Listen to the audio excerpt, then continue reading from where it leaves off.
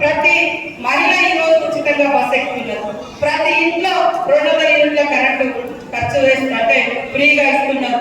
5 లక్షలతో ఇందిరమ్మ ఇల్లులు కూడా మనం ఆల్రెడీ ప్రకటించిన వస్తాయి. రైతు బంధు కూడా 92-93% రైతులకు వచ్చింది.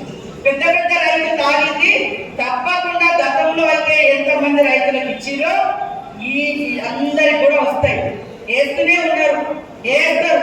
అట్లాంటిది ఎక్కడ ఆపలేదు. కావాలని టీఆర్ఎస్ నాయకులు మరి రైతు బంధు రాలేదని మరి మోసపూరిత మాటలు మాట్లాడుతున్నారు.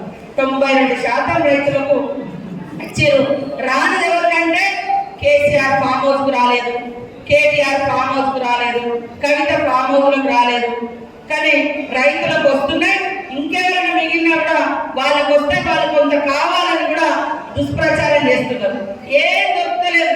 చిన్నది ఏం చేయాలి? నేను కొద్దిసేపు ఏదో కరెంట్ పోయింది అనుకో, ఒక ట్రిప్ అయ్యేది, నాకు బయలు పోయింది, దాని ఫోటో తీసి పెడతారు. ఒక ఊర్లో ఎక్కడో గతంలో కూడా అనేక ఊర్లలో మంచినీళ్ళు రాలేదు. ఇప్పుడు ఎండ తీవ్రత ఉంది. ఎండలు కొట్టి భూగర్భ జలాలు అడుగండిపోతున్నాయి, బోర్ ఎండిపోతున్నాయి.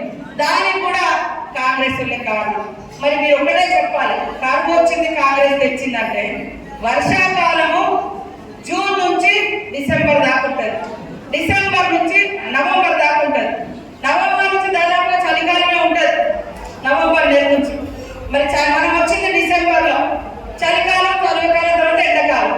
మరి ఎండాకాలంలో ఒక్కొక్కసారి ఎండలు బాగా ఉండొచ్చు, ఒక్కొక్కసారి ఎండలు తక్కువ ఉండొచ్చు. దాని